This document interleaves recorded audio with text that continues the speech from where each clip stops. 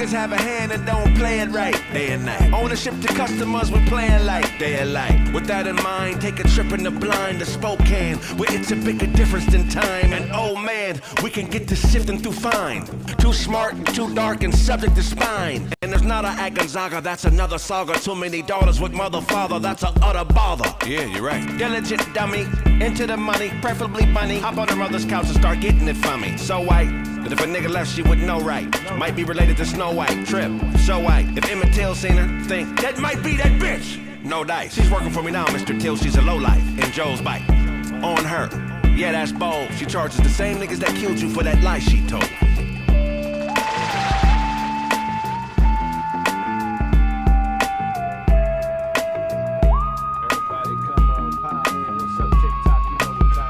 Bonnie Tyler passes today. What song did she sing, bro? But if you do stay with a woman that's abusive, and you decide to hit I her, done forgot Bonnie you better Tyler's knock song her ass already, out. bro. The biker gang called You get hurt in a car accident and they give you a check that wouldn't cover my shoe shine? That's Hey, look, disrespect. shout out With to Case those Connect, you don't just settle, you settle the score. 30 seconds, they scan your case, tell you what you're owed, they pay. Or we make sure they wish they had. They got this AI thing, doing right? kind of, weird stuff. Not laughing at jokes and then laughing at each other's jokes harder and stealing formulas. Roast Me turned into a whole mosh pit. It turned into Game of Thrones up there, man. Everybody was trying to figure out who could dethrone me or how to make it. Oh my gosh, it was crazy. But since I'm a big dude, it happens covertly. I still love everybody. But the weird shit that was happening up at All Deaf, man, please believe. Some good people up there. I love them all. But it was some wild shit going on up there.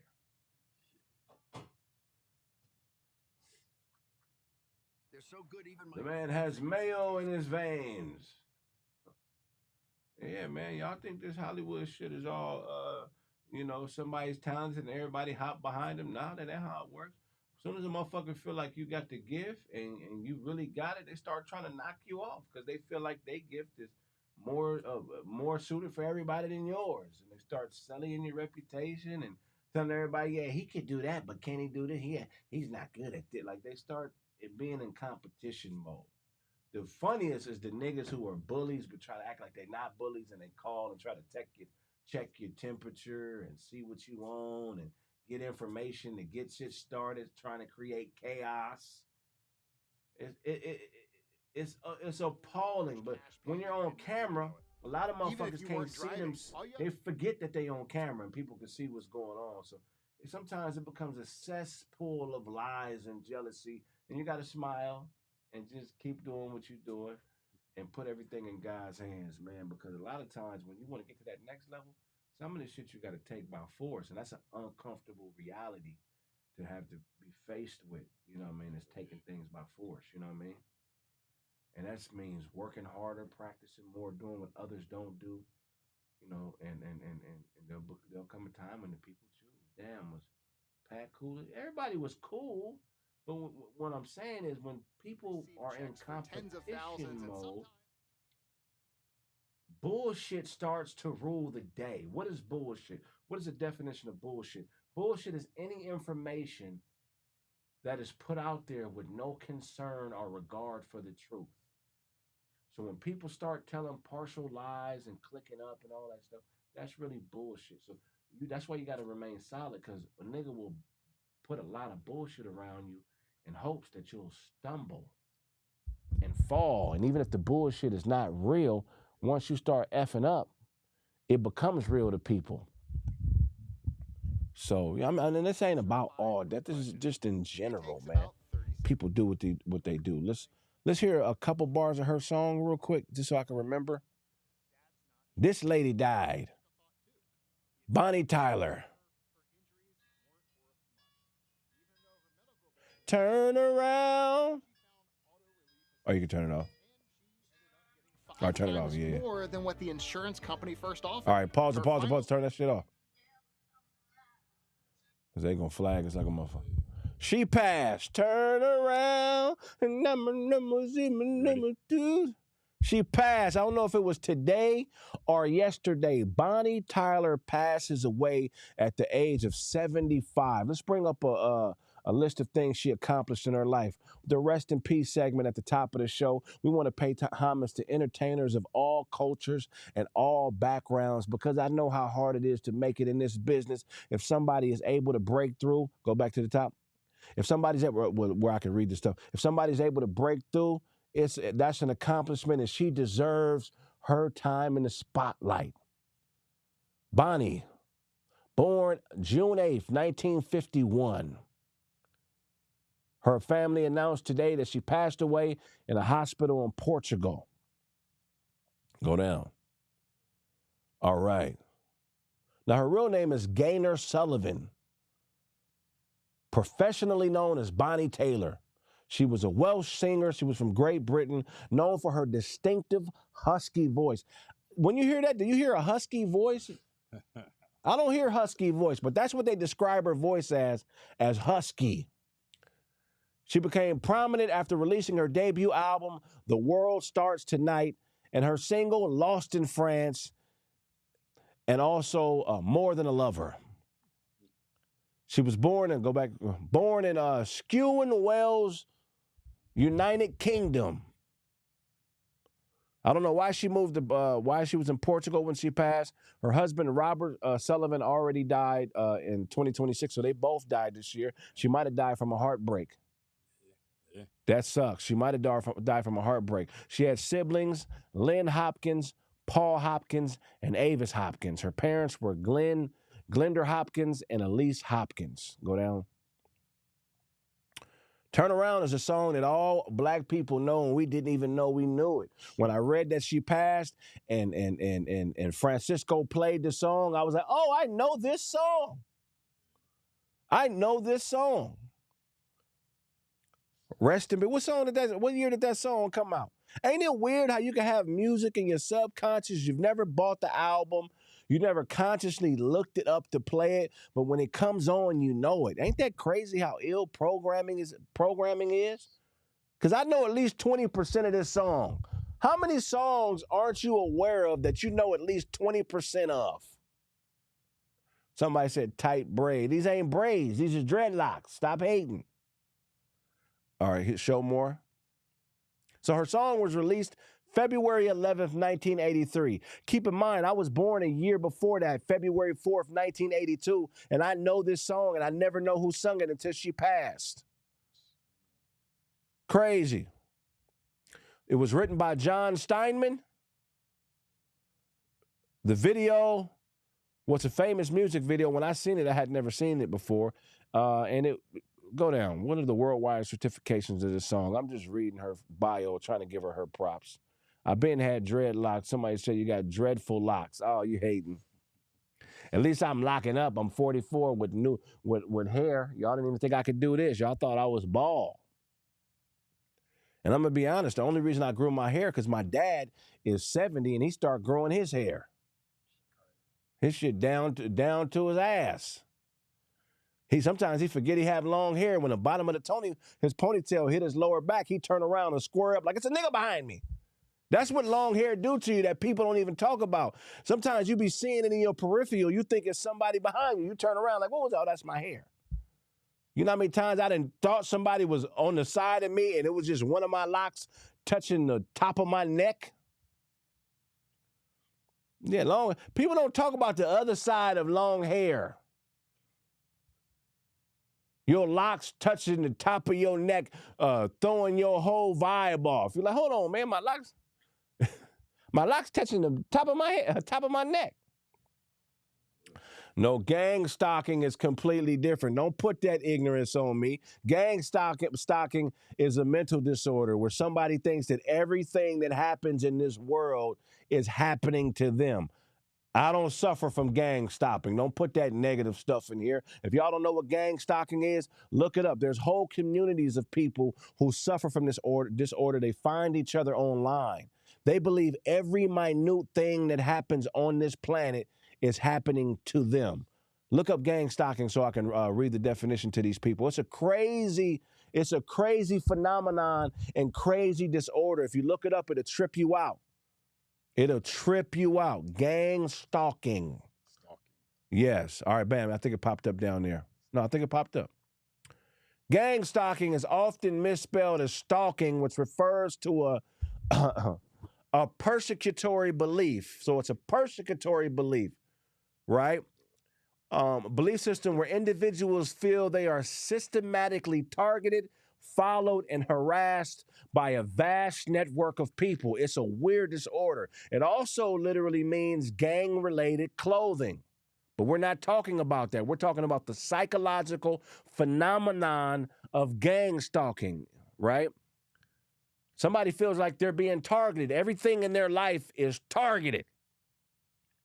Yes, we're looking for more information on this.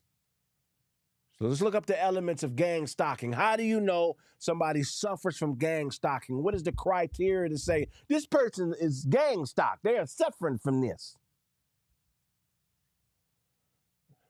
Gang, look it up, gang stalking. And then we'll get back to Bonnie in a second, since this person in the comments was trying to gaslight me. Look, gang stalking. What more do you know about this person? Yeah, they're gonna mess you up talking about the truth. All right. Here are the elements of gang stalking. Surveillance. They believe that someone or an entity of people are constantly monitoring, tracking, hit cancel, monitoring, tracking online activities and being physically shadowed by multiple individuals. So they believe in their everyday life that there are multiple people following and plotting against them. They literally believe this. Good. Somebody says humiliation ritual. No, this is a psychological phenomenon in which someone believes that everything and everybody is working in coercion against them. You could be standing on the corner. If somebody suffers from gang stalking, somebody could go across the light and they'll say, oh, that person crossed that light because they knew we'd be standing right here tonight. I'm telling you, that car is on us. Which car? All them cars. Every last Honda in this world was put together and sent to America from Japan and sent to Compton to watch us. Look it up. It's a crazy phenomenon. Everybody got an auntie, a cousin. Everybody got somebody that suffers from that. Normally people who use a lot of drugs, sherm, spice, they do it heavy, they end up developing this phenomenon if they already had some type of previously existing mental illness. Another part is the gaslight manipulation tactics, street theater. They think that a random stranger's actions and words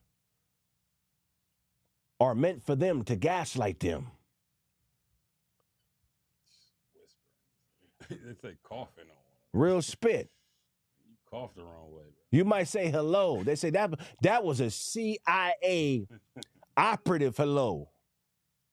That hello had a breath tracker on it. This motherfucker has some type of invisible breath tracker. He said hello, and it put some type of device in me internally. So now everything I say, they can hear it. Anybody that says hello can tap into what we're saying today because they're on me. This is gang stalking. It's literally that delusional. Social sabotage.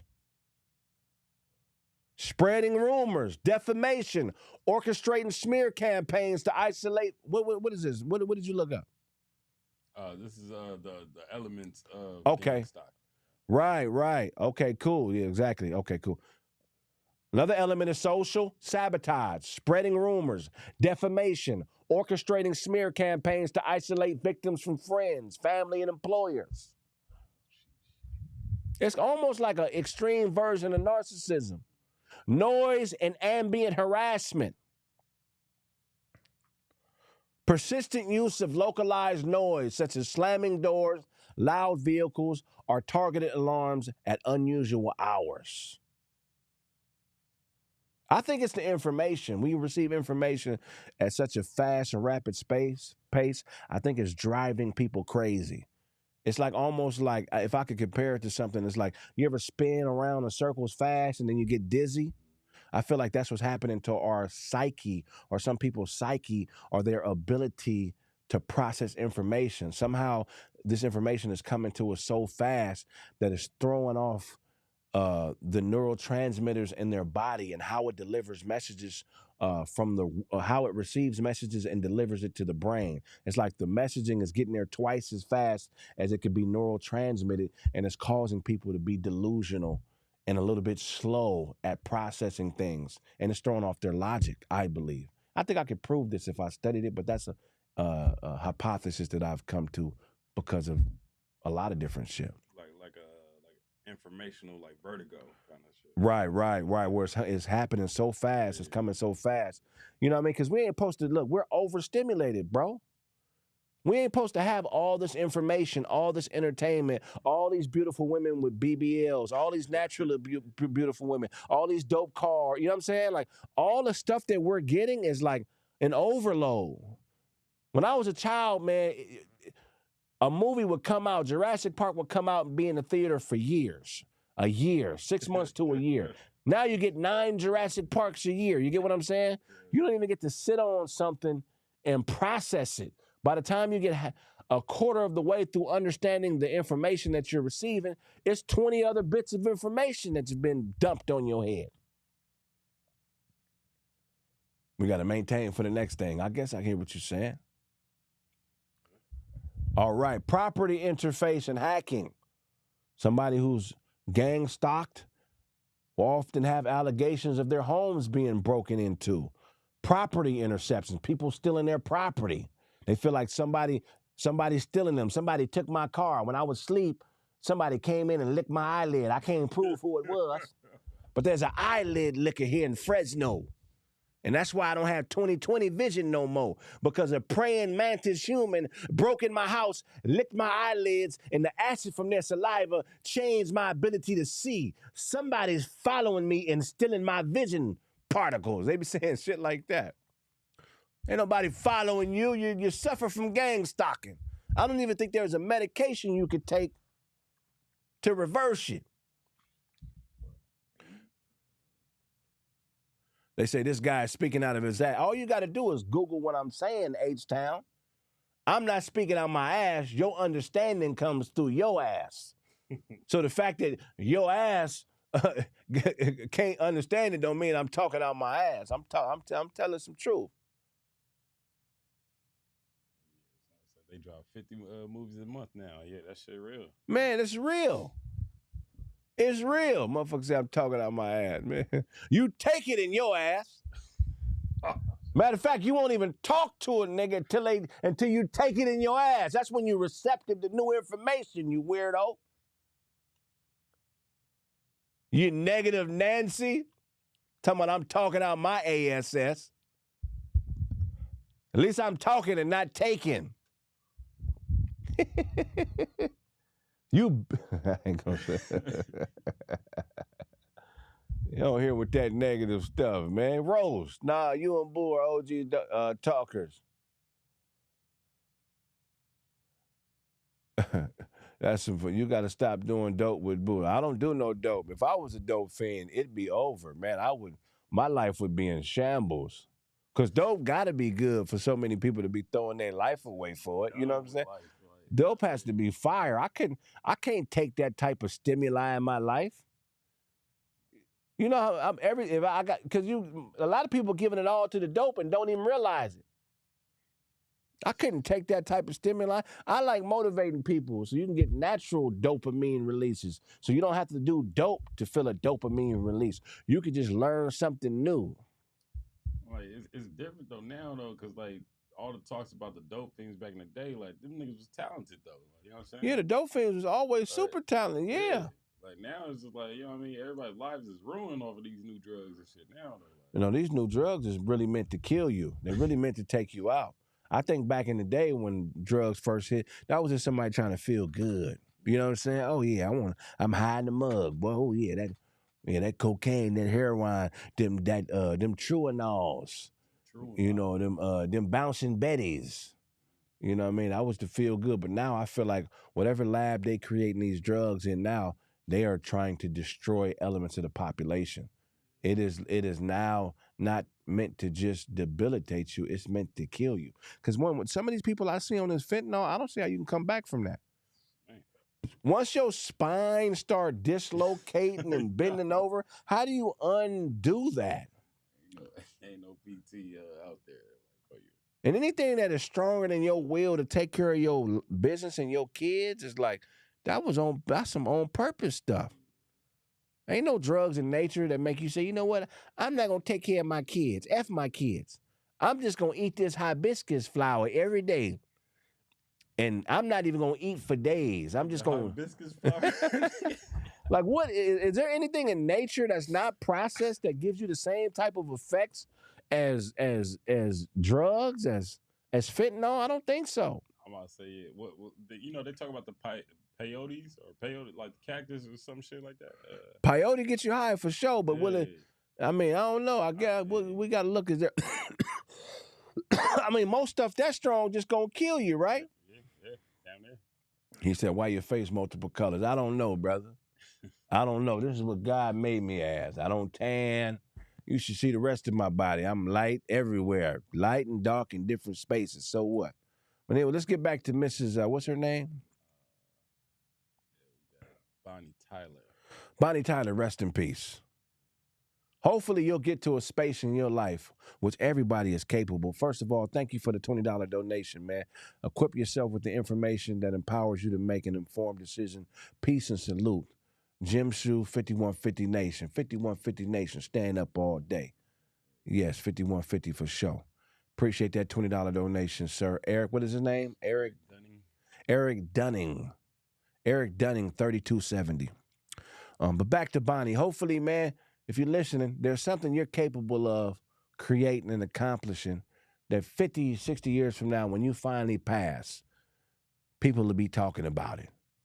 Hopefully you're working on or have worked on or have accomplished something that we can talk about besides making money, where we will understand your legacy and what you were put on this earth to accomplish. Rest in peace to Bonnie. Next topic. Where's that thumbnail? All right. So a Look Maxer influence named Connor Murphy dies at 32 years of age after apparently drowning. So Connor was an influencer that did a lot of bodybuilding videos, how to eat right, how to work out, went to Thailand apparently and drowned. All right, so let's read these.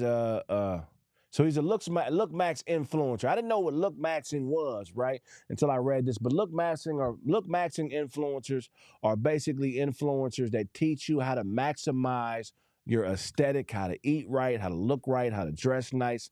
Their whole branding is about that, how to look and do better in life. Authorities in, where is this country called? Summit Parkin, Thailand. So first of all, he was found by the authorities in Thailand. I didn't even know they had authorities in Thailand. I didn't even know they were capable of having police departments in Thailand. I thought they just hired rogue karate dojo people to walk around and enforce the laws. I had no idea they had police with uniforms and actual laws. So shout out to Thailand for having authorities. I thought kickboxers regulated the law in Thailand. Muay Thai. I thought they had Muay Thai kickboxers that enforced the laws in Thailand. I didn't know they had police. I thought they had kickbox. Anyway, so the authorities found him, and a man called erratically Tuesday afternoon from a luxury property, later witnessing him drown in a lake. Why did you just watch him drown? You just watching somebody drown and calling the police is trash. You could have jumped in and helped this man. But they watched him drown and they called the authorities. I mean, this might sound stupid, but I'm excited that they have authorities in Thailand. Now I feel comfortable going there. The content creator was known for his 2.57 million followers on his YouTube and Instagram page. Imagine having all them followers and nobody was there to help save you. Imagine drowning and sending out a post, somebody help me, I'm drowning. And you got 2.7 million subscribers and there's nobody in Thailand that likes your content that can jump in there. You got to start having more lifeguard. If you're a lifeguard, follow me. So I know if I got to have a lifeguard following me in any country where getting in the water is a part of the vacation. He didn't have one lifeguard. There wasn't one lifeguard in Thailand that followed this man that could have jumped in the water. That's cold-blooded, man. Go back up to the... See, here's my thing. If you're a bodybuilder, I think a part of your workout regimen should be learning how to swim. Ain't no reason to be in the gym all day, bench pressing 315, eating right, eating clean, getting on swole, having a six. If you have a six-pack and you can't swim, you deserve to die. How you got a six-pack and you can't swim? You're too muscular to float, I get it. You're probably too heavy to float. But if you got a six-pack and you can't swim, why are you in the water? Because swimming is a lot easier than doing squats. If you're squatting 400-500 pounds, that is so much more difficult than swimming. You can doggy paddle, you can float. How do you die and drown and you work out for a living? What am I talking about? Well, Cletus, you just came in here and you're asking what I'm talking about. You're a dummy. We've been in here for about an hour. You just got here like we ain't talking about shit. An influencer, what is his name? Connor Murphy, a 32-year-old TikTok, YouTube, and Instagram influencer, died in Thailand. He drowned. Now, he was a workout influencer. His whole focus was look maxing. These are people who teach you how to look better and optimize your life. So Tyler was on swole, in shape, and he drowned. Look at the pictures of Tyler. If you're on my YouTube, you see pictures of Tyler. He's on swole. He got a six-pack. He working out every day, and he can't swim. That's crazy to me. How you have a gym membership, and they got a pool at LA Fitness, and you can't swim. I just think it's ironic, and it's crazy. They said, Tyler what? What's Tyler's last name? Murphy. Connor or Murphy. Connor Murphy. They call me Jalen Brunson. It's all good. Shout out to Jalen Brunson. What you mean locks won't grow? I'm hanging, man. I got hang time. You tripping, man. Stop hating. I'm not saying he deserved to die, but how do you learn everything about how to swim? If you can knock somebody unconscious, you should know how to swim. If you could bench 315, you should know how to swim. If you got a workout regimen, you should know how to swim. This is crazy to me. And he's white and not knowing how to swim. Swimming for white people is like rapping for black people. It's like every black person got a 116 in a dresser drawer that they can spit. Every white person could at least breaststroke, man. I feel for this brother. Rescue divers arrived and police told the other outlets that recovered Murphy's body 20 meters from the shore that his body reportedly did not show signs of assault. Authorities have ordered an autopsy. So here's the crazy thing about this part of Thailand. This part of Thailand, they don't even have the resources to do a normal autopsy. They have to do a verbal autopsy, which means they interview people that were around the body, witnessed his death, recovered the body, and the autopsy is basically their word for it, what they said happened. It's called a verbal autopsy. They send out an interviewer who is a trained person in this field that asks family members, caregivers, and witnesses questions about how he died. This is an interesting thing to me because you have what's called life insurance. So it's interesting to me that he went to a country where you can do a verbal autopsy and they will take that as a credible resource in order to stamp his death so the family can get life insurance. This could easily be a scam. Let's look deeper into this. There's a lot of people who travel abroad to commit insurance fraud.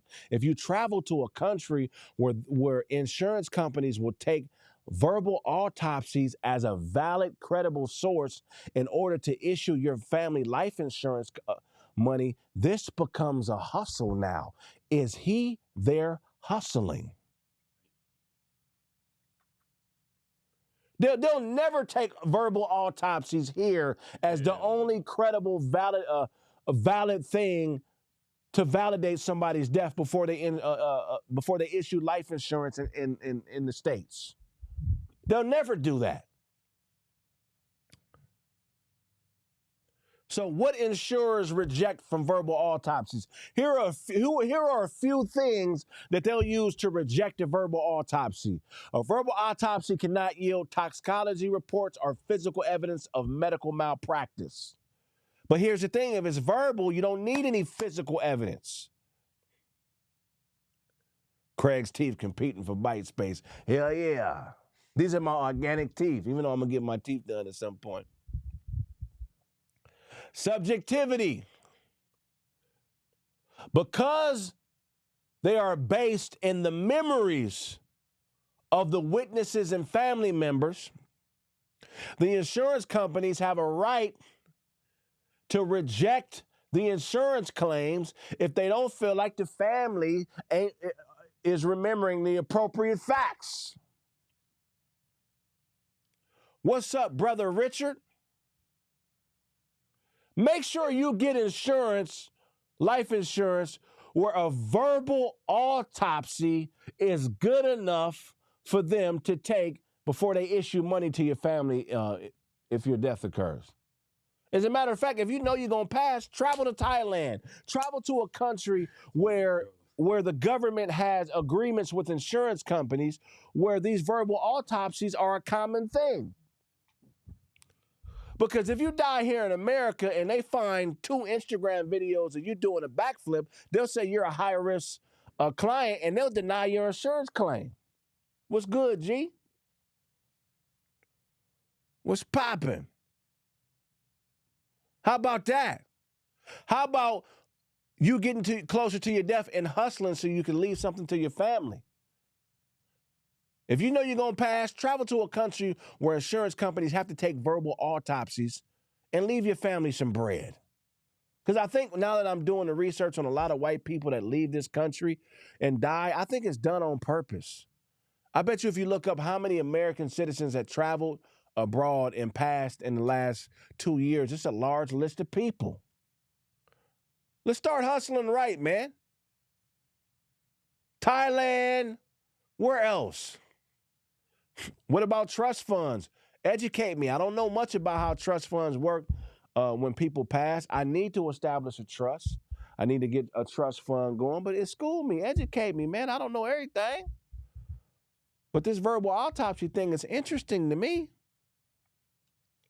I'm starting to think that some people, this is a hustle. They travel abroad to pass because the process of getting insurance money is easier if you pass in another country. Am I wrong? Has anybody experienced this?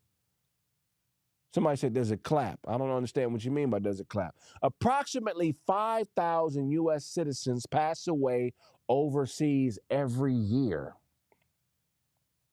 According to historical analysis or a consular report, while the U.S. State Department processes and issues these reports through its embassies, there is no centralized single-year database tracking the exact number of Americans, but the estimation is 5,000. Show more. The majority of these deaths happen in developed countries, particularly Western Europe, from chronic illness or natural causes. Yeah, does it clap is crazy. Like, what are you asking me? Does what clap? Because if you in here on some bull, we going to block you immediately. What you asking me does it clap for? Mexico. Mexico sees the highest absolute number of American deaths and non-natural fatalities, primarily due to enormous travel volumes, road traffic crashes, and homicides. So a lot of people go to Mexico to die. According to the Centers for Disease Control and Prevention, the CDC, injuries and vehicular accidents are leading causes of travel-related deaths. When you're doing a show in Houston, I'll be in Houston this Saturday performing at at DreamCon. Come through and check me out. Me, Big Ja, and a host of other funny comedians. We're filming a little series called The Whole Crew is Stupid, or I think that's what it is. So we'll be at DreamCon in Houston Saturday night. If you're in Houston, come check me out. Get roasted, hear some stand-up, have fun with us. God, God, God. I'll be in the Bay Area this year for sure. All right. But anyway, do I have any look maxers like Mr. Connor that follow me? I was unaware of look maxing. Tell me what you guys know about look maxing. This is a new term that I learned after this young man passed. Well, you got the the major dude named Clavicular, like on social media. He's the one that kind of like coined it, or at least got it like very popular. Like, you know, he's the one that be smashing his jawbones and shit with like a little hammer and shit. Okay, yeah, I never heard it, dude. That's crazy. Yep. All right, hold on. What's the next topic? Norway. I didn't even really. Let's. What's going on with Norway? You got your mic on, right? Yeah. They should be able to hear me. What's going on in Norway, man? Norway soccer team leaves Miami hotel ahead of Saturday's game. See why? Why did they leave? Okay. So the Norway team left their Miami hotel this week due to noise disruptions. FIFA approved the team's request to switch hotels ahead of the quarterfinals match against England. This is a very white quarterfinals match. I don't know how you tell the difference look-wise between a Norwegian and somebody from England. This is going to look like a KKK recess. This is going to look like the Klan playing soccer, Norwegian team versus the England team. This is going to look, I wouldn't watch it. Because as soon as it gets shifty, they're going to turn on anybody that's not white in that stadium. I wouldn't even referee it if I wasn't white. This is just too much. It's like a White Walker Olympics. Norway versus England. You know how much bologna they gonna sell at the concession stands this weekend? Are you crazy? If I see anybody black in that game, you better be careful. Norway versus England. Oh my God, this is gonna be crazy. I don't know if I would go to this game. Somebody said it's a Mayo game. It is. This is like Hitler would love to go to this game. Hey, somebody named Keena. What's going on, Keena? How you doing? Yeah, they're going to be putting the bologna on everything. The popcorn, they're going to have bologna flavored beer. Could you imagine a piece of bologna being laid over the top of your pot? I mean, this is going to be mayonnaise and bologna heaven. I mean, this is going to be a crazy game, man. I don't think we're supposed to be there. Somebody said pita bread and hummus. I hate to sound like this, but I don't know. It's gonna be boring, man. This is like some medieval time. This is like some medieval pre-plague. This is what the Olympics look like during the plague and medieval times. I like this. Mayo and macaroni cups. Yeah. Suntan and thong sandals. Yeah, this is suntan and thong sandals. This is gonna be crazy, man. Shout out to Norway and England. Real spit though. You know they cheat. This is how you know white teams are cheating in the World Cup. If they got some black players on the team, how many black players on these teams? Let's look up the black play. There should be nobody black in Norway versus England, but I bet you there'll be at least 10 black players on each team. Shout out to Philly. I love Philly. Yeah, white people love bologna. Salami, bologna. That's their shit. I mean, I ain't gonna lie. Sometimes I sneak it, but I sneak and eat it when I'm by myself, but I fry it though. That's how I black it. If you anything white people do as far as food consumption, if you fry it, it turns it back to blackness. There are two black players on the Norwegian basketball soccer. I mean, there are two black players on the Norwegian soccer team. You automatically said basketball. See, I automatically said basketball, and I bet you they play on the basketball team too. Antonio Nusa and Oscar Bob, both whom are of African descent and represent Norway in the international competitions. Let's see what they look like. Norway has two black players. Let's look at their profiles. How long have this naturalization process to win the Olympics? I mean, this is how they cheat. How come they're not playing for their original country? Look, he dyed his hair blonde so he could look black. That's crazy. So how many black players does England have? England got at least 10. Yeah, I'm guessing they would. Norway with 2 black players. How many black players does England have? Let's look that up.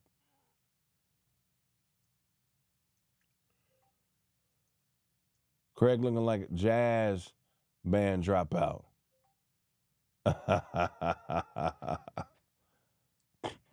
And we're going to get to the roasting a little bit later. I'm going to go live now, take a lunch break, come back, and we're going to go live again. Look, England has 10 black people on their football team. This ain't real white stuff going on, man. White people have conceded that blacks are better athletes in their eyes. I'm not saying this is true, but there's enough evidence out there for a white-dominated country to say, you know what, we need some black players on our team. Are there any black African countries that have white players on them? I mean, I doubt. Maybe. How many white players play for African countries in the World Cup? I bet you it's not many. I bet you there's not many. Let's see. Rod, DJ, what's up, man? I'm going to roast with y'all a little later. Bro, you funny as hell. I remember the joke you had about licking crossbow. You love that, bro? Yeah, thank you, man. I appreciate that. Okay, South Africa has white players. Matthew Booth, who was a defender. Angola has a wing player named Paulo Fogarodo, who was a Portuguese-born Angolan. Okay, he's a lot of shit. Portuguese-born Angolan. I mean, what's going on with this dude? And a lot of domestic African clubs have white players. Egypt has a premier player, a Moroccan player. Okay, cool. So there's a few white players playing for African teams. Notice that it's A. It's A, yeah. Once you start getting into the 10 territory, that's when you're admitting superiority, but you're scared to say it. You're scared to say it. England with 10 white players, thank you. So we know what it is. God. But look, that's been this episode of Craig Facts. We're going to tap in a little bit later. Y'all know what time it is, man. Love and respect. I'm going to tap in a couple hours. I'm going to see if Ty want to go live with us. Also, Houston, Texas. I'll be at DreamCon this Saturday performing, me, Big Ja, and a host of others. Make sure you buy your tickets. I think we done sold 1,000 tickets so far, man. So it's going to be a great show. I'm going to rock that thing to pieces. I'll see y'all in a few minutes. If I owe you something, get it from God. God, God, God. God, God, God, God, God, God.